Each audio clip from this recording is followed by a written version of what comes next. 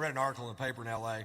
that said they're going to try to outlaw the big screen, real-life handgun shooting video games because they say that that's what's wrong with the youth of America today. They learn how to accurately shoot guns with video games. It's not a parenting problem. Oh, fucking no. No, it's a video problem. Doesn't it piss you off when you have a genuine problem, you try to tack a solution to it? It's got nothing to do with the problem. You know what I mean? I came up with a great idea. Don't outlaw those machines. Give them to the state troopers of California because they're some of the worst shots I've ever seen in my life. I saw a shootout once live on TV that went on for so long, eventually the criminal got frustrated and shot himself. And the cops were on TV whining about it, going, he's got on body armor, he's got on body armor. I'm watching it live on CNN going, I can see his head, shoot him in the fucking head. Give my kid a shot. How's that, Daddy? Good shot, Poot.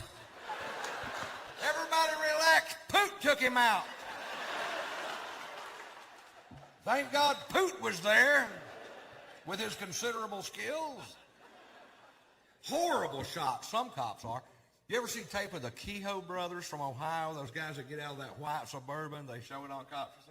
These guys, folks, have a shootout with the police at point blank range. Nobody gets hurt. I would love to have been at the office the next day when that guy's being interviewed by the chief. And then what happened? Well, at that point, I unloaded my semi-automatic 9mm weapon at point blank range. And then what happened? They left. Nice shooting, Elmer Fudd. There was a kid in Detroit 3 years ago, shot 8 bullets, hit 9 people. These two cops shot 22 bullets, didn't even hit the fucking Suburban.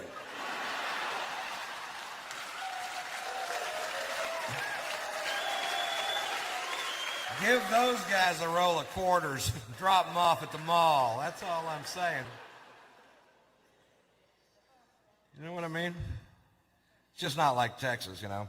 I'll tell you the biggest difference between Texas and California. In Texas, we have the death penalty, and we use it.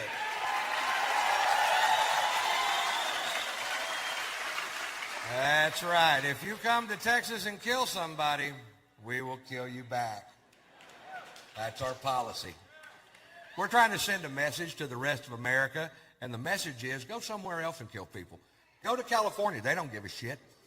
I was watching a case on court TV when I was out there. I got so mad steam was shooting out of my ears. This guy's convicted of a triple homicide. This guy kills a grandmother, a mother, and a granddaughter without provocation. A crime so heinous I can't even fit it in my head. He's sentenced to death by a jury of his peers, and right before it comes time to carry out the sentence, a group of people on his behalf, stand up and they go, we can't kill him. He's too crazy to know we're killing him. And what the hell are we arguing about? If you don't know the difference and it makes me feel better.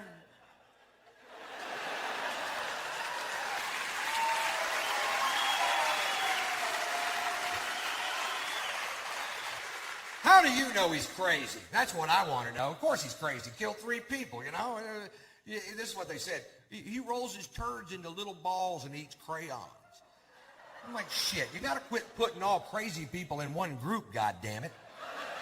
You got to separate them up a little bit. You know what I mean? What does that crazy person do? Oh, he rolls his turds into little balls and eats crayons. Fine, I'll feed him for the rest of his life. What does that crazy person do? Oh, he kills productive members of our society. Well, he should have rolled his shit into little balls and ate crayons.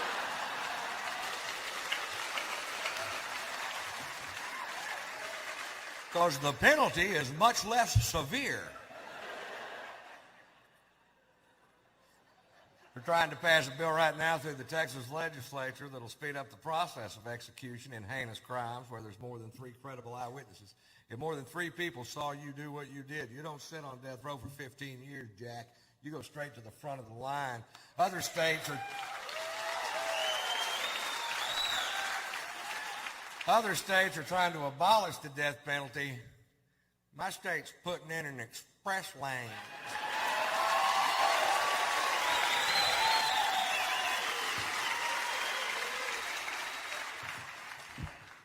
I did that bit out in California, and this guy comes up to me after the show, and you could tell he was nervous to talk to me, and he goes, you know what? That may be true about Texas and the death penalty, but you know what?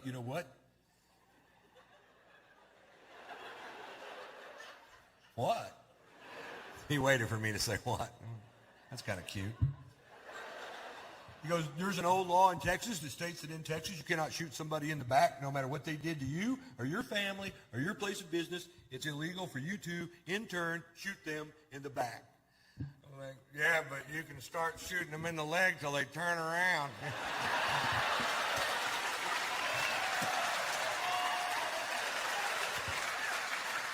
Because eventually, they're going to get curious.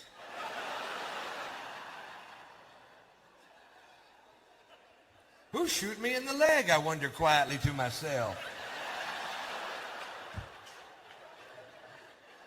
Oh, that guy. Never turn around. I was talking to a buddy of mine the other day. I have a friend he's a homophobe. That's the most useless thing you could possibly be, is afraid of gay people. I was talking to him the other day, and he goes, man, this world would be better if there wasn't so many queers. And I'm like, you know what? The next time you have a thought, let it go. I go, we're all gay. It's just to what extent are you gay? He goes, that's bullshit, man. I ain't gay at all. I'm like, yeah, you are, and I can prove it. He goes, fine, prove it. I'm like, all right, do you like porn? He goes, yeah, I love porn. You know that. I'm like, oh, do you only watch scenes with two women together? He goes, no, I watch a man and a woman making love. I'm like, oh, do you like the guy to have a small, half-flaccid penis? He goes, no, I like big, hard-throbbing cock.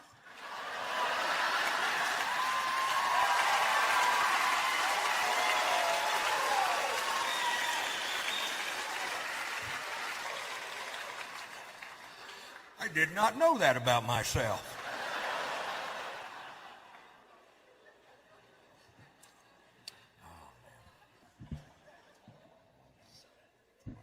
I promised Sears I would tell this story on stage every night until the lawsuit settled. I had my van down in Savannah, Georgia. I didn't like the way the tires were wearing on it. I took the van to Sears Automotive, a trusted name in automotive service. Takes them 3.5 hours to change 4 tires. Apparently they had to whittle one of them out of a piece of wheat. I pay them $980 of my hard-earned money. I take a right-hand turn out of the mall. The left rear wheel falls off. It falls off. It falls the fuck off. Turning my van into a tripod, spinning me into a dimension of pissed off I have never been in before in my life. This guy was a tire guy. That's all he did. He didn't some days work on transmissions. He was a tire guy. Sears, I found out later, had sent him to tire college for 3 days.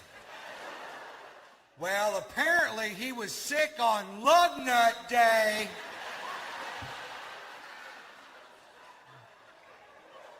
But they still let him work on my van. So I'm suing them, and I hope that next year they have to change the name of Sears Tower in Chicago to Ron White's big old goddamn building.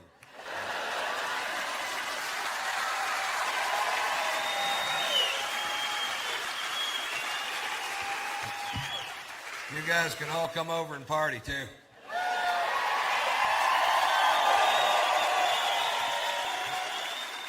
I'm going to have a lot of room. Think we ought to clean up, Ron? Hell no. Move to another floor. We'll conga up there. Somebody grab my butt. Bring your coupons.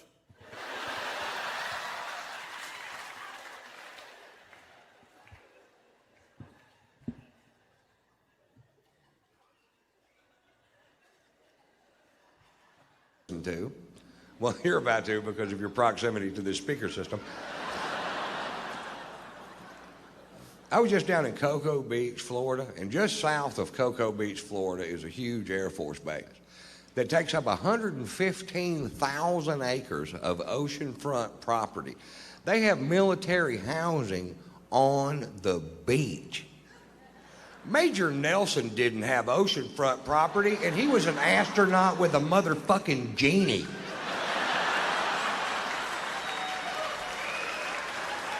If you gotta have oceanfront, join the Navy, that's all I'm saying. And back that base up 15 miles and let us sell this asset to help pay for this war effort. We can sell it to Israel. They've got a lot of cash. They need a place to stay. That shit ain't working out for them over there. And it's the only part of Florida they don't already own. And we take the money we make from selling the rest of Florida to Israel. We buy Mexico, fix it up, and flip it.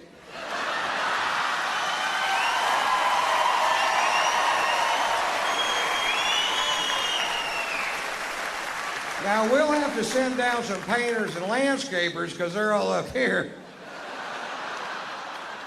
And when they're gone, you're going to wonder where the fuck they went.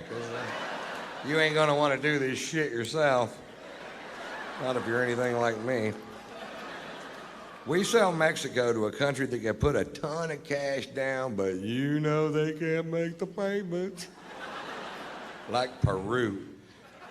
Peru has billions and billions of US dollars, they do, in cash, in banks all over Peru. It's our cocaine money they tricked us out of. I mean, it's your cocaine money they tricked you out of. We get all that money back, billions of dollars, billions. And then we finance the balance of Mexico to Peru, right? We let them get behind on the payments. We repossess Mexico. Now we have Mexico free and clear. New paint, new shrubs.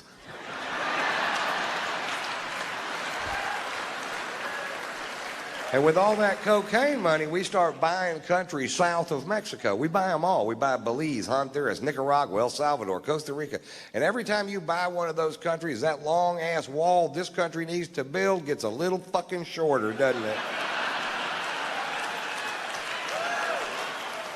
Until eventually we buy back the Panama Canal, which we built anyway, stand there and go, swim this, bitch.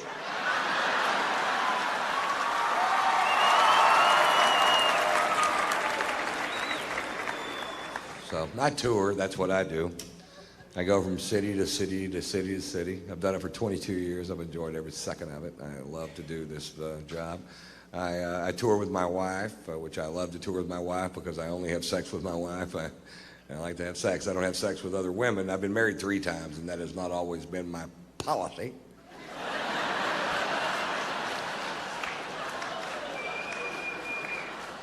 But I'm 51 years old, and I said if I got married again, I'd quit all the running around. And to tell you the truth, I find a lot of comfort in having one sex partner because she knows what I like, and I know what she won't do.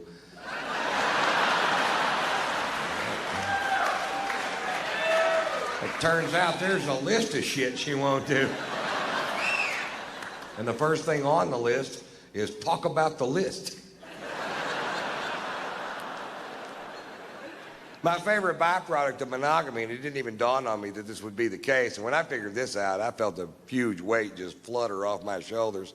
And a lot of you guys might not realize this, so this could be a big night in your life because I'm about to impart to you the most important thing I've ever learned. So, guys, I want you to open up your senses and really take this in. Don't waste this moment, because here it comes. Ready? Here it comes.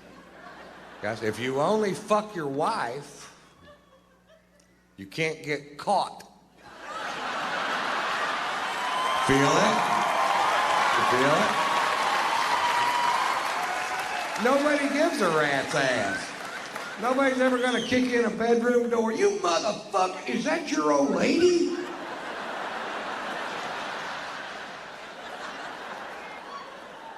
I may be exaggerating that stroke just a little bit.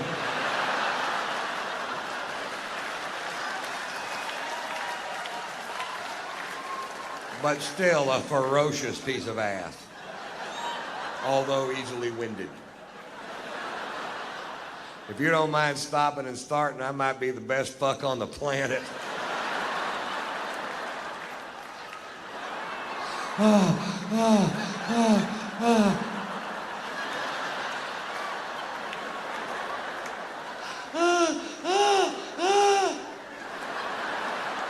That's the way I roll, ladies.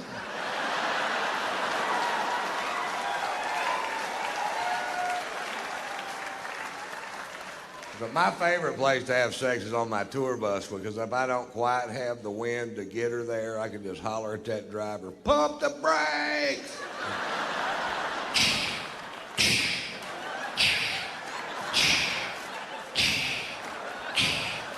Faster!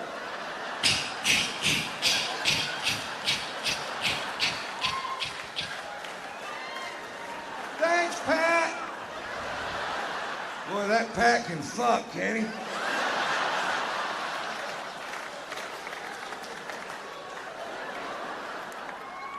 Actually, you can't get caught having sex with your wife. My wife and I were going at it one afternoon, and the housekeeper walked in, which is way better than the other way around. It happens the other way around. You end up saying things like, "I'll pack my shit as soon as it quits burning."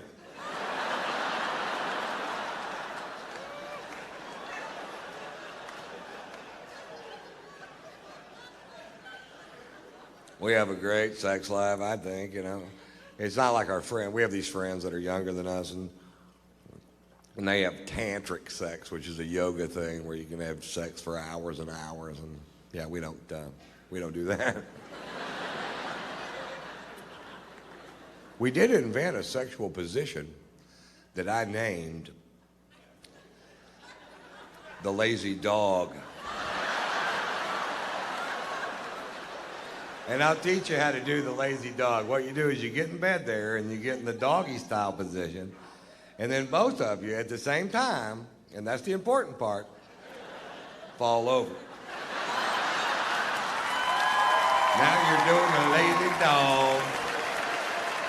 I can stay in that position all night long or until she coughs.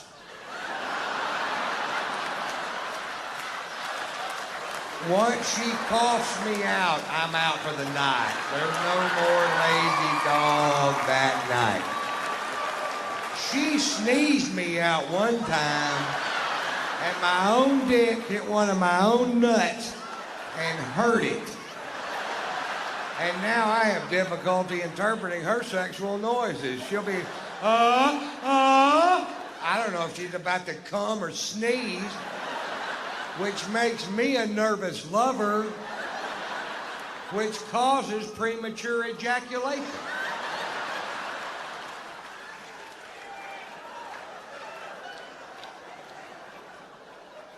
Not a lot of people know that.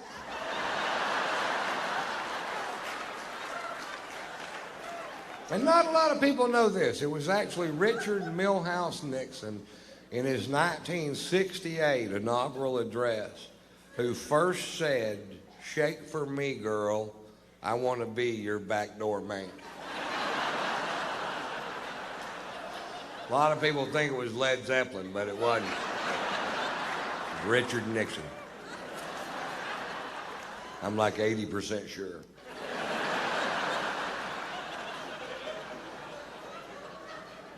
I'm like 70% sure. 50. You know what? It was Led Zeppelin.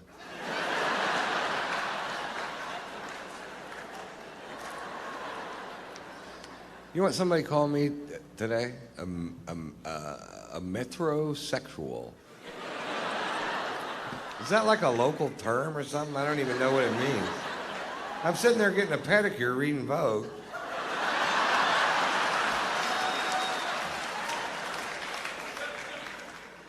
My wife got me a certificate to get a pedicure because she thinks my feet are nasty. And I went down there, and this poor old Asian woman is trying to reshape my big toe into like a regular-sized toe. And she's got this carrot peeler kind of a tool that she's using to scrape away years of neglected dead skin off these dogs. And she has a genuinely disgusted look on her face. And she looks at me and she goes, pedicure not only for you. Now, why I thought that would be funny, I can't remember.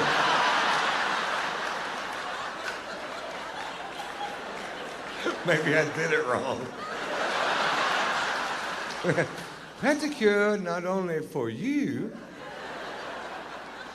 Nope.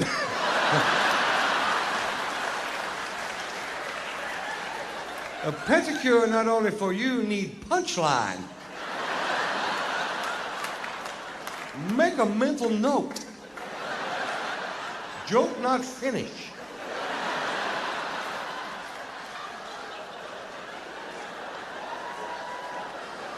Add punchline, make funny for everyone.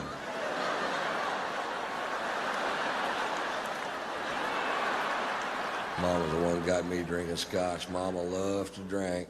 She loves her scotch, man. Mama loves all things scotch. She likes Highland scotch, Lowland scotch, single malt scotch, blended scotch.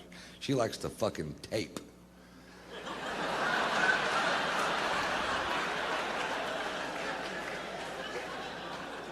And the guard. And the hop.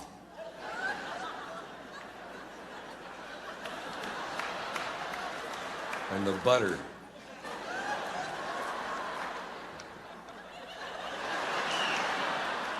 I'll make a mental note. Do tape last. It's only one funny.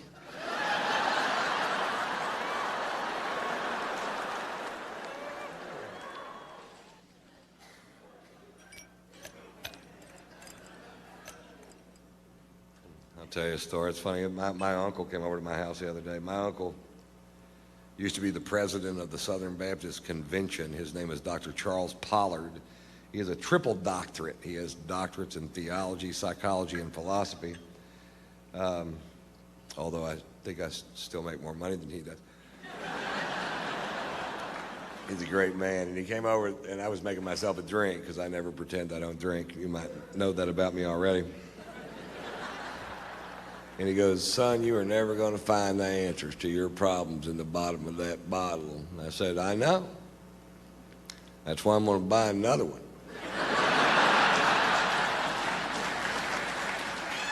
I knew that son of a bitch was a dud the minute I laid eyes on her.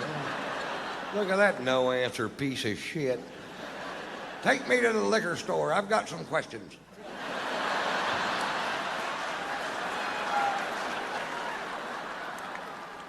I don't really get along as well with my wife as I pretend. You ever do this? You ever want to say something to somebody and then you don't say it, and then like 2 months later it just comes spewing out like Tourette's and vomit? Just blah. First time I met my wife's sister was at her mother's 75th birthday. They live up in Connecticut, and we took the plane up, and they're very wealthy, and there's a big party of 150 people at this huge house, and we're at a round table of about 15 people down front. And her sister is a published chef, and she owns a restaurant in Connecticut, and she owns a cooking school in France, and she's married to a guy from France. And she's a snob, but they're all snobs, so I figure, fuck, she'll be a snob probably. She's a big old snob, too, big old rounding, big old gal, big old taste everything that comes out of the kitchen kind of a snob, kind of a big old rounding, big old gal, big and whoop-ah, whoop-ah. Almost a stay home and go for the records kind of a snob.